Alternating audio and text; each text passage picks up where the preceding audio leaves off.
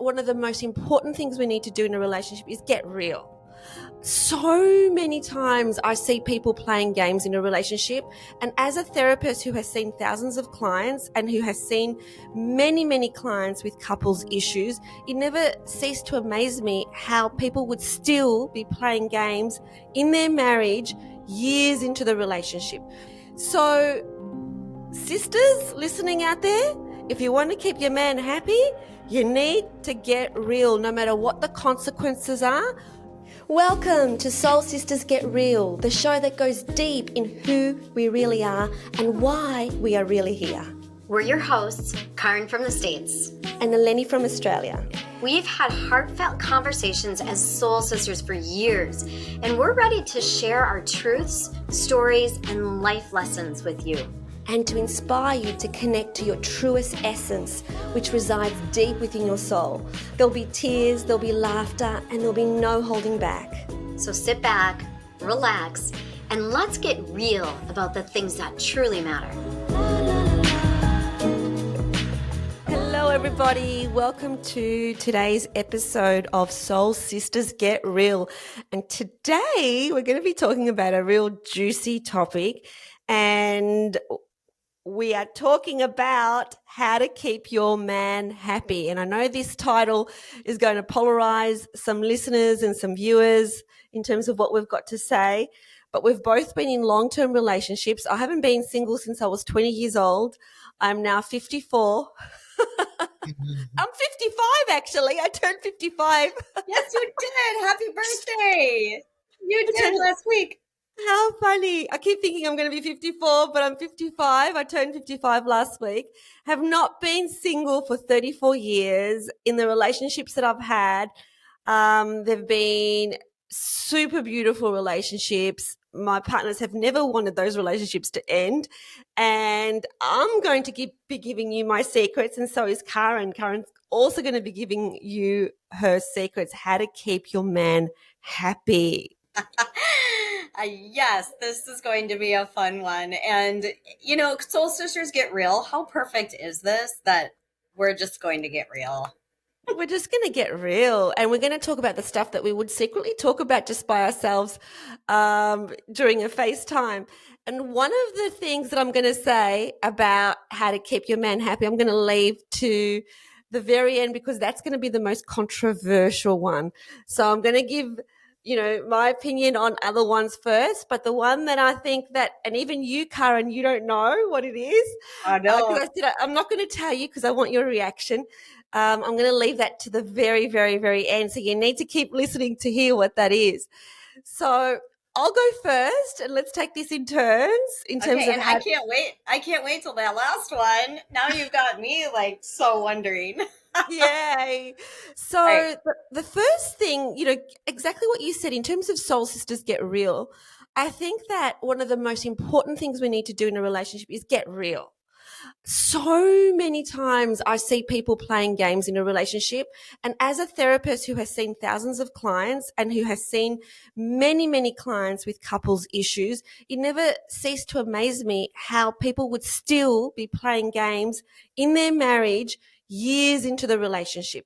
So they're not actually saying what they really feel and what they really think to their partner.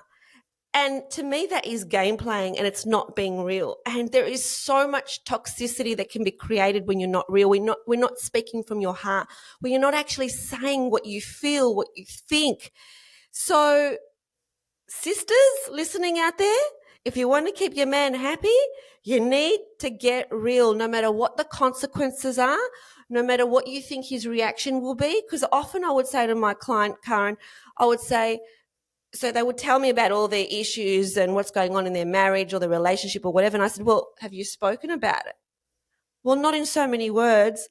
Okay, you need to speak about it. You can't keep it inside you, because that resentment, when you keep stuff inside you, it brews. Then you just blow up at some sort of minor issue. Yeah. And that partner can feel the energy of you feeling discontented anyway, and then that brings an energy of discontent in the relationship. So you have to speak your truth. What do you think about that? Okay, so interesting. You bring that up because you and I are very different on many levels, and we know it, right? So, I have to say is that is difficult for many people, and I am one of those that has to learn that or had to learn that. And at my age, 53, because I just had a birthday, it's been the second relationship that I am in that I am learning that, because I know that I am a supporter. And a supporter is someone that doesn't like controversy, doesn't like confrontation, doesn't like to argue, and certainly doesn't like to make anyone feel bad. And so it's easier to not bring it up and hold it in. That's our way of being, right? And so then what happens is exactly what you said, is we hold it in because we don't want to cause conflict, and we don't want them to be angry at us, and we don't want them to feel sad, and we don't want them to feel bad that they did this. And then we cause we hold on to it, and then we create resentment in ourselves. So it sounds easy to some people that are more used to like speaking what they want and what they need and saying it outright. Is super easy for those kind of people. Then there's those of us that it's really hard to ask for something. Like, we don't know how to ask others for support. And not that we don't know how, it's not our go-to, right? And I've learned all of this, but it's hard for us to say what's really on our mind because we don't want to cause conflict. Yet in the end, exactly like you said, it creates more, because when you really think about it, it's selfish to not, because we're having the other people guess. What is it we want? What is it that we're feeling? Like, how is it that we can have a better relationship? Because we're not sharing it, yet we're not sharing it because we don't want conflict. So it's really interesting, but I agree with you 100%. If you haven't done it and you are a supporter, learn it. You know, it's so good that you actually brought the other side, because, you know, I'm speaking from my perspective, and my perspective is, and I've been like this all my life, and I feel this has been, one of the reasons as to why I have had very successful relationships. You know, I've only had 3 relationships in my life. The first one went for 10 years. I chose to end it. The second one went for 22 years. Again, I chose to end it. And the third one, and they were both beautiful relationships, and this current one is for 6 years. And with me, if I have something inside of me, I'm going to literally feel sick if I don't say it. Like, I will literally be unwell and sick. It has to come out of me. And I remember at the beginning, Christian would say to me, yeah, it's okay for you. You get out of you and then you put it onto me. Because Christian's like you in terms of not wanting conflict, not wanting to have any kind of issue between us. So I'm going to give a little solution for those people who are like you, Caryn, who are supporters and who are finding it difficult to actually speak your truth. So we have this thing with Christian which works really, really well, and it's a time, once a week where we talk about our pet peeves.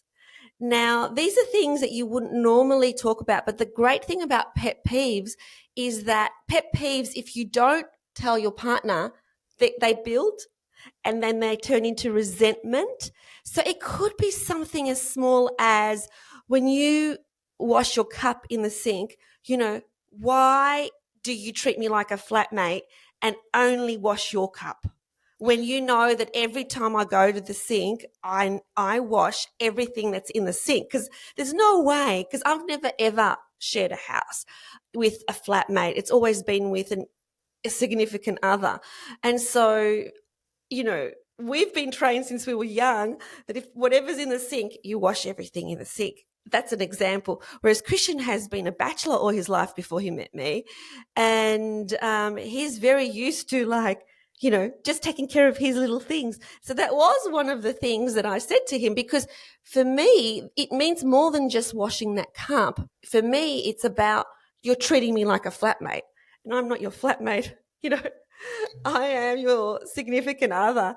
And so having that conversation once a week where we talk about pet peeves before it becomes an issue. And that way I can say, well, why is this significant to me?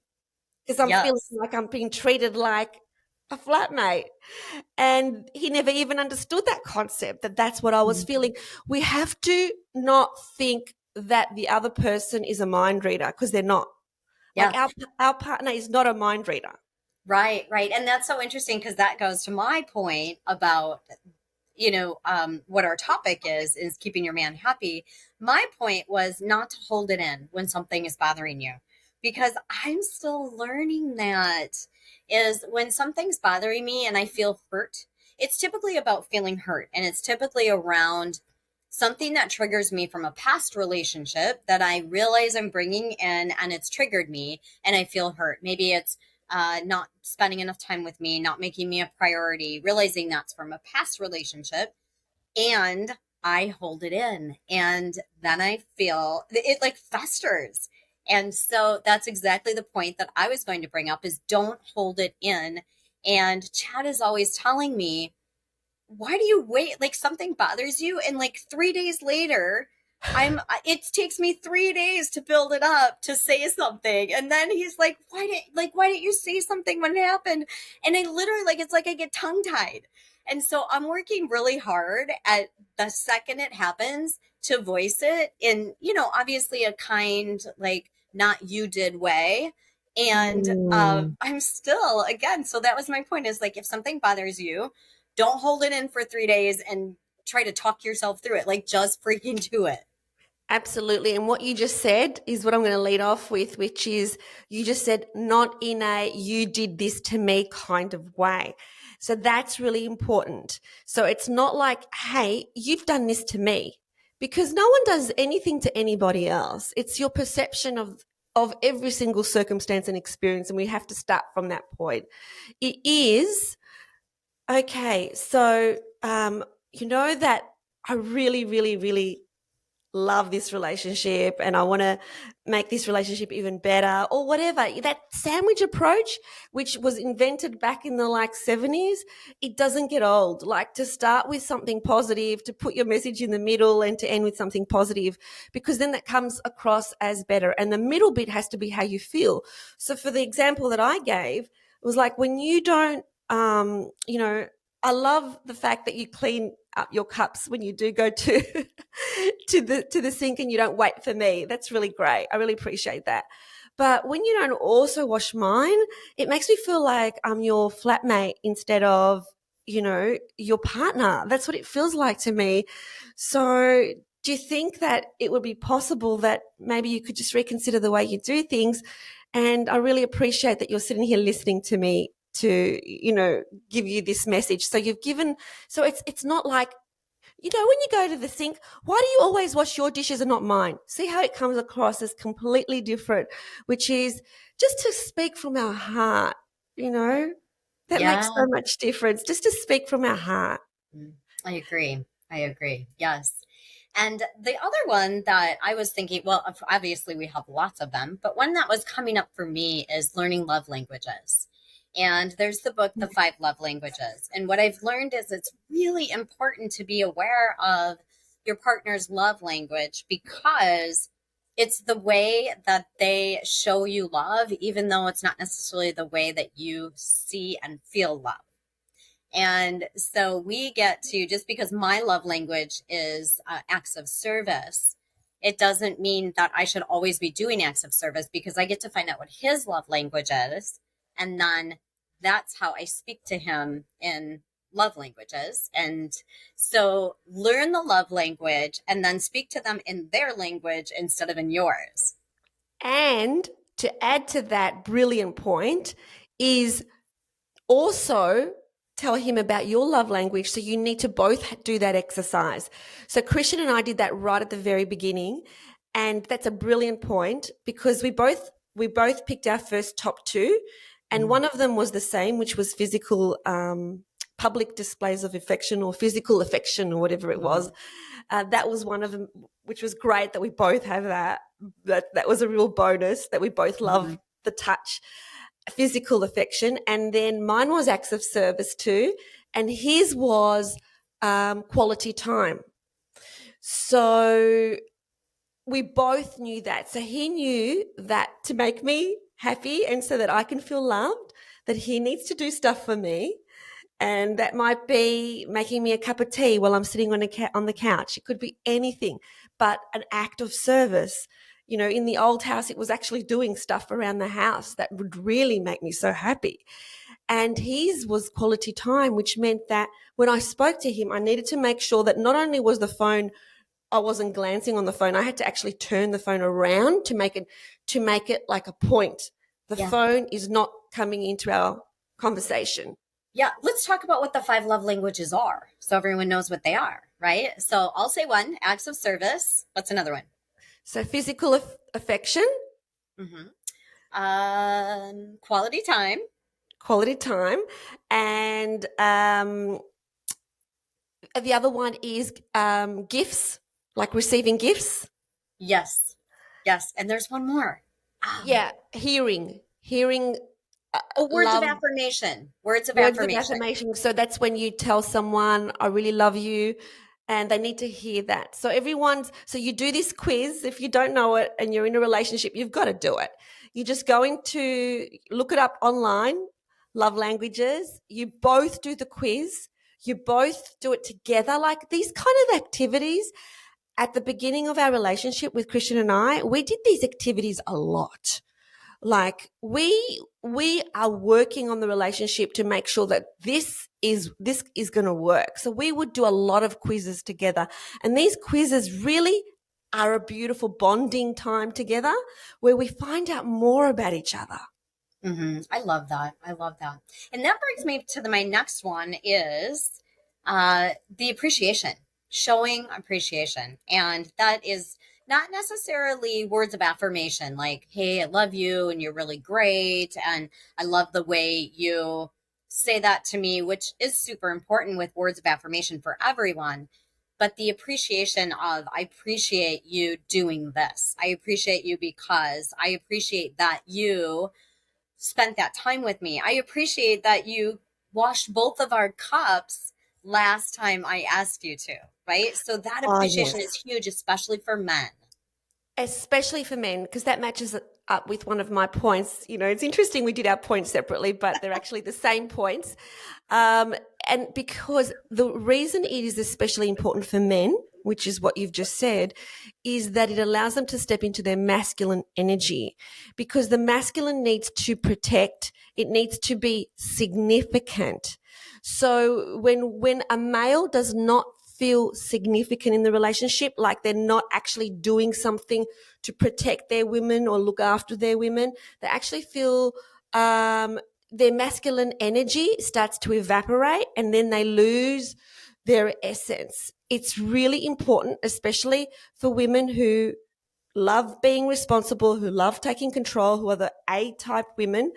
And I am one of those women that I have learned in this relationship to let go and to allow the masculine to be masculine, and then show our appreciation, like you said. So I'm really glad you brought up the example of the washing cups in the sink, because yes, there was the final part to that, which is once he does do it, really say, I'm really grateful for. And a lot of women are resentful because they're like, oh, why should I? This is what's happened in therapy when I've, counseled women. They're like, well, why should I? I wash the dishes all the time and he washes it once, and I'm going to be thankful for that once. Yes, you're going to be thankful for that once, because that's going to make the difference in him feeling that, he's appreciated, and he will then do more, and you do have to be grateful for everything that he has decided to do and put into action. Yes, absolutely. Yeah. And it's, I read something one time, and this is a stretch. And if you could daily tell your partner, your soulmate, what it is you appreciate for them about them every single day, how magical would that be? Yeah, absolutely. And it also puts you in your heart space. So when you do that, when you're like, oh, what do I need to say to my partner, especially if your partner's love language is listening to words of affirmation, then that's something you do need to do every day, and it puts you into your heart space. What do I love about him? Rather than thinking about what do I what am I getting annoyed about with him? Like, what do I love about him? And they love it. And don't you love it? Like, if you hear it, you love it too. And then when you do it, that kind of energy, it gets multiplied. And then it just comes back to you. Not that we should do things so that it can come back to us, but it just does anyway. And it's interesting because I was thinking there are probably some people listening to this, especially women, that are like, well, I can't do that because he's so mean, or I can't do that because, when the relationship has gotten really rough. And here's a really amazing point. I remember when my marriage was really having problems, I went to a very wise woman who happened to be actually the aunt of my ex-husband. And I said to her, I am really, really struggling. This is going on. I'm not sure what to do. And she said, can you do me a favor? Do you want to still be married? And I said, yes, I do. And she said, can you do me a favor? She said, can you just go home and walk up to him and kiss him on the forehead and say nothing? And I was in this space of, you've got to be kidding me. No, like, I don't want to. He's this and that and right. And I don't feel like I can. And there's so many walls up. And I took a deep breath and I sucked it up and I said, yes, I can. And you know what? I did. And it was magical. It like, he was so different for so many days. And it was like, all of a sudden, this new or guy that he was showed up and I said not a word. It was a kiss on the forehead. I love that. I love that. And it makes a big, big difference. And again, like, if you receive that kiss on the forehead, like, to actually say so. As an example, I was sitting, the other day I was sitting at my desk doing work, and Christian just came out of nowhere and gave me a big kiss and a big hug. And I said to him later on that night, I said, you know what? When you came and gave me that big kiss and hug out of nowhere, that I really, really loved that. They need to then know, going back to that point, they need to then know that you love that, because then they will give you more of it. And then it just, multiplies. So yes, these random like moments of affection and really giving all your love. Like, I'm a big, big believer in affection. I was very lucky because I was brought up like that from my dad. My mum was never the affectionate type. She was like that awkward person that can't hug. But my dad was a big, big kisser and a big, big hugger. And me being the lucky one, because I was the youngest of 5, I received a lot of affection from my dad. And so I learned to love that way. Because I received it, I learned to love that way. Now, even if you have not received it, to go against the grain and to go to your partner randomly during the day and to give them a hug and to give them a kiss, like Caryn said, it makes all the difference in the world, because they feel loved. At the end of the day, no matter what your love language is, every single person wants to be seen, heard, and loved. Every single person. Yeah. And it's that non-physical touch that is so important, especially to women, I think, or non-sexual, sorry. Not non-physical, non-sexual touch, where it's just touching because I love you, not because I want something, right? Or not because it's a sexual response or innuendo. It's just touch me because you love me. Like, that non-sexual touch is really important to me. Yeah, like, I'm not after something. I just want to, physically touch you and show you that I love you in this way. I love that. I love that. Another one that I've got is many couples keep a scorecard. So keeping a scorecard is really toxic. And this is the way that I used to teach my clients, which was a real aha moment. So I'm about to give you a really big gem for you guys who are listening. So many people are like, well, I did this, and this, and this. So I cleaned the dishes. I did the laundry. I walked the dog. I did that. What have you done this last week?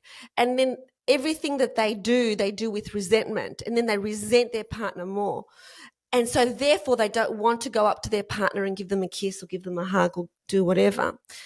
This is what I say about scorecards. The reason that it's toxic is because you don't realize that when you're doing something for your partner, you're not doing it for your partner, you're doing it for your relationship.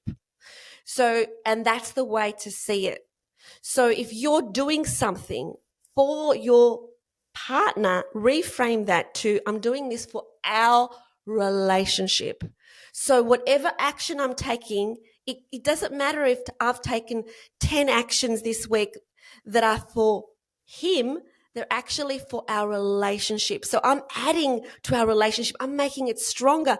Who cares if I've made it 10 times stronger than he has made it or she has made it? So it's all about putting into the relationship. Whatever action you take, it's not for the partner, it's for your relationship. You will end up benefiting from it. I love that. And that is looking at it, like you said, this is for us instead of you, right? It feels better that it's for us. And Yes. yeah, I like that. And what I learned also is I'm going to be honest, I used to keep score. I did this and this and this Yeah. weekend, So did and what I. did you, right? Oh, yeah. And it's so interesting because we all have different strengths and we do things differently. And I've also realized different things mean more to me. Like if I don't like dirty dishes in the sink, and so it's important to me that I do the dishes more often. And then, he doesn't like different things. And so it's important to him to do that. So it's not necessarily I did, you did, because we have different things that are important in our lives. And that's what we tend to take care of, that things that we care about. Yeah, absolutely. The things that we care about, we just do it because we're doing it for our relationship. We don't have to expect that somebody else does it as well. Really, really good point. So the next point I want to bring up is saying sorry first. Now, this is something my elder sisters, taught me before, when I married the first time. They said to me, never ever, and this is something my mum had said to me, really important in our family, you never ever go to sleep, and not having made up. You never ever do that. You always make up before you go to sleep. You don't allow a whole day to go past. So many people I know that actually haven't spoken to each other for like a week or two because they're holding on to this resentment. Like It's just ridiculous because that just builds this kind of, and who ends up being sick? You. Yeah. Absolutely. You end up being sick because you're holding on to this resentment because you're expecting the other person to say sorry. And like you've said before, Caryn, have I actually done that in the past? Yes, I have done that where I felt that I was so wronged that they needed to say sorry, and then I would go to bed sulking and I would want them to come to bed and say sorry and hug me, and then they didn't. Yep. And it was just like, okay, I'm devastated, and he hasn't even bothered to come upstairs to say sorry to me, and here I am waking up all distressed and sicker than I was the day before. Say sorry always, because it will soften the situation. And because you are sorry that this has happened, it doesn't mean that you're saying, sorry, I'm to blame. Wrong. No, I'm not saying sorry because I'm at fault. So I'm not saying sorry, but I'm really sorry that you are feeling this way. I'm really sorry that this has happened between us. Mm-hmm. Yeah. See how that's different to being a pushover?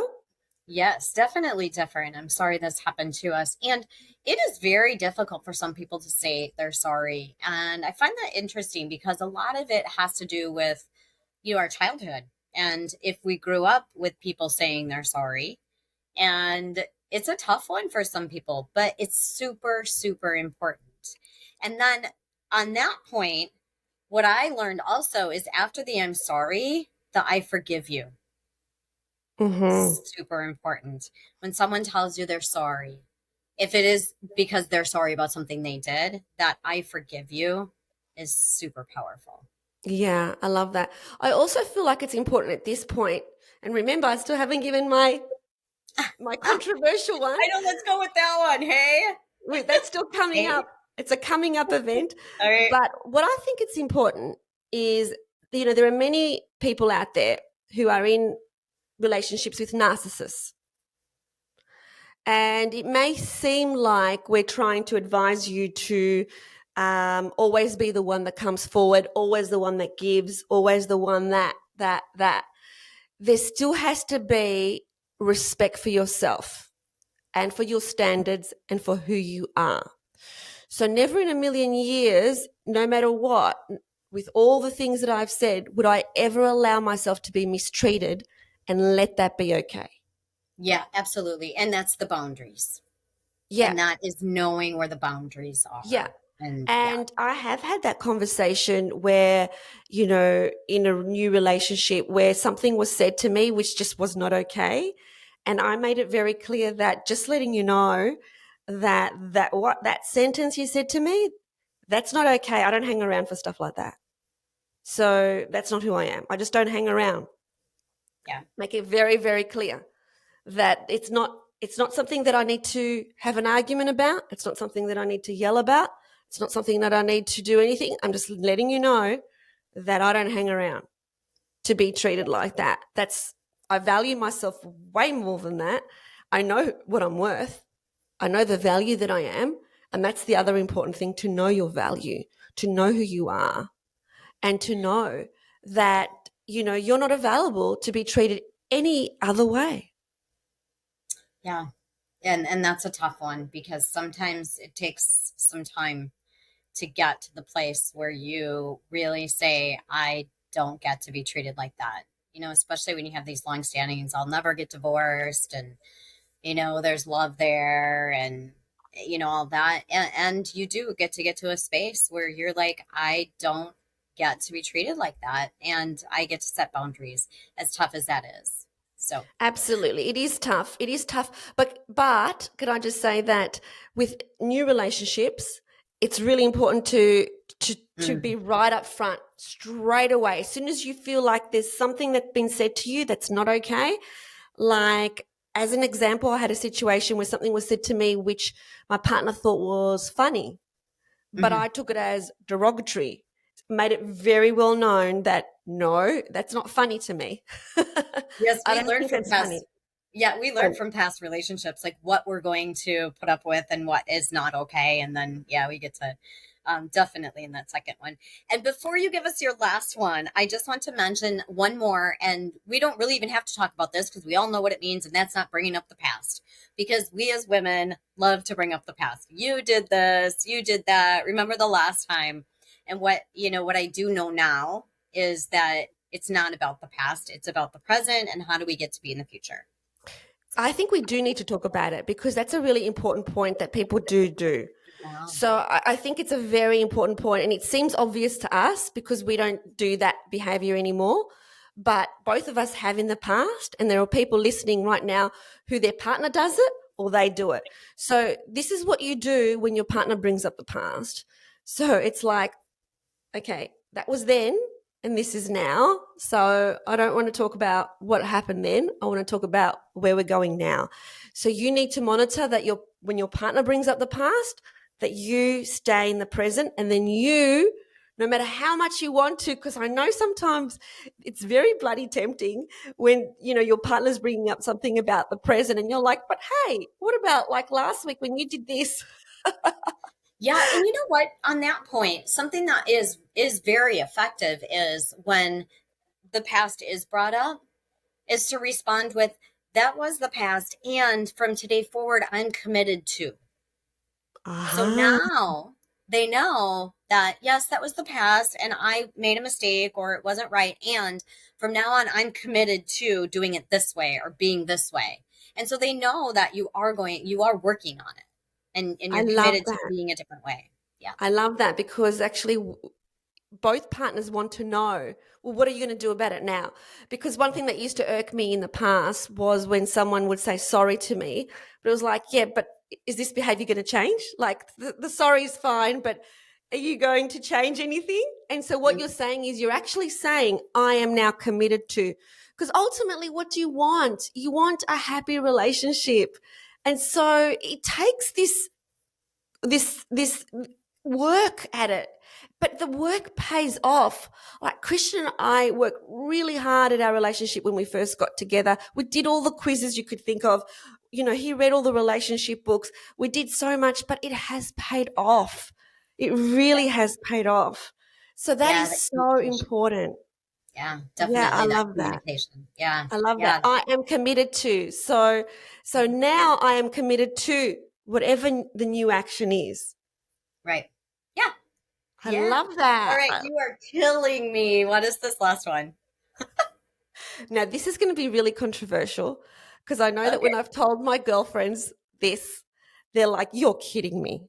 Because it seems like I am demeaning myself, but let me explain. So this last one, okay, I've only ever been in long-term relationships, and I've got no judgment for people who have been in short-term relationships, okay? So I've been in 3, I'm 55, and I've been in 3 long-term relationships. So when I say whatever I'm going to say, I'm talking about with these 3 men, okay? The ones who were my husbands and my partner. I have never, ever, ever said no to sex. You just looking at me. Never, ever, ever in all of your relationships? Never, ever, ever in all my relationships, even if I didn't feel like it. And I tell you why. Okay. I'll tell you Okay. why. I've never said no. One is because I never wanted to use sex as a weapon. So I never wanted to use it as, well, you did this to me, so why should I give you that? And it's not about me giving something. It's about us coming together. And the way that I saw it is, it's always an opportunity. It's always an opportunity to be intimate. Well, I want to say there may have been a couple of exceptions when the time was really inappropriate, like, I'm in the middle of something or whatever. But even these days, even something like that, I still say yes, even if it's, in fact, it happened yesterday in the middle of the kitchen, and it wasn't, we were about to have dinner. So my mind was elsewhere, but it was like, hey, like, it's an opportunity. And that's the way that I see it. It's an opportunity. And so, yeah, even though I was about to, like, we're both making dinner, it was like, it's an opportunity for intimacy. What a beautiful opportunity. Like, I don't want to be on my deathbed and go, like, I just said no to being intimate with my loved one because I had to take out the rubbish, or because I had to wash the dishes, or because I had to dry the dishes. Like, I believe it's so important to have intimate relationships. So even when I don't feel like it, I'll say yes. And I'm of the belief, the more you do it, the more you want it. And the less you do it, the less you want it. And it is a key component of an intimate relationship. So many people that I know, their relationship becomes platonic. Like, it's like they are flatmates because that part of it has been taken away. And no judgment if you're both really, really happy and that's what you want. Okay, perfect. But, the more you do it, the more you want it. And so never in my mind have I ever said no to sex with my significant other. Yeah, I have to say, going to a lot of marital counselors, I have been told many times, and it is biblical to not say no, because especially for men, that's part of their, that's part of their identity. Like, that's who they believe they are. And when you're Yes. saying no to that, you're saying no to them. And I am going to put in the caveat that it's tough when you don't have a good relationship, because I cannot tell you how many times in my life, in my marriage, I would wake up in the morning and want the relationship to be good. And we were struggling. And I would say to myself, today I am going to do this. Today it's important. Today, and I would promise myself. And then this is all of that being in integrity with yourself, right? Because I would make a promise to myself, and then the emotions would come up and the feelings would come up, and I'd be like, I don't have it in me. And the challenge with that is A, now you're out of integrity with yourself because you made yourself a promise, and B, you're in that space like you were in. And so that's a tough one. And what I want to reiterate is that this is in that relationship before it gets hard. Like, keep it in a good space by being in that space. And, like you said, don't say no. Well, the other thing is, with all these things that Cara and I have said, it's all our opinion. And at the end of the day, there is no right and there is no wrong. So it's my opinion. This is my value. This is what I I want to make sure that my man feels like a man in this relationship. I want to make sure that my man feels very loved in this relationship. I want to make sure that my man wants to be with me more than anybody else in this relationship. And it's worked. So, with all the things that we have said, take what you resonate with, and then the other things may just be seeds that can just sort of sit around and see how you feel about it and see how that works with your particular circumstances, because all circumstances are different, all relationships are different, and we're not suggesting that this is the formula for every single relationship. It's just what's worked for us. And me being 55, Caryn being 53, it's what we have learned through our own way of doing the opposite stuff, what actually works now. Because I know now I am a better partner now at 55 than I've ever been in the past. Oh, absolutely. Right. That's wisdom, experience. And what I love about what you just said is you are so right. Like, this is our opinion. This is what's worked for us.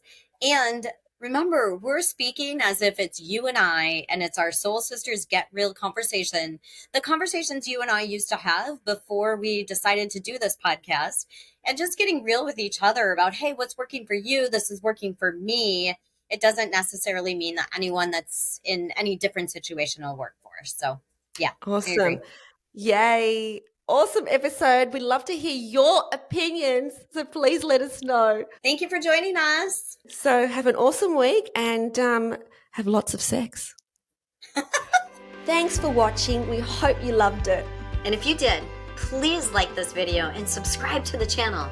And remember, always connect to your truest essence. And choose love.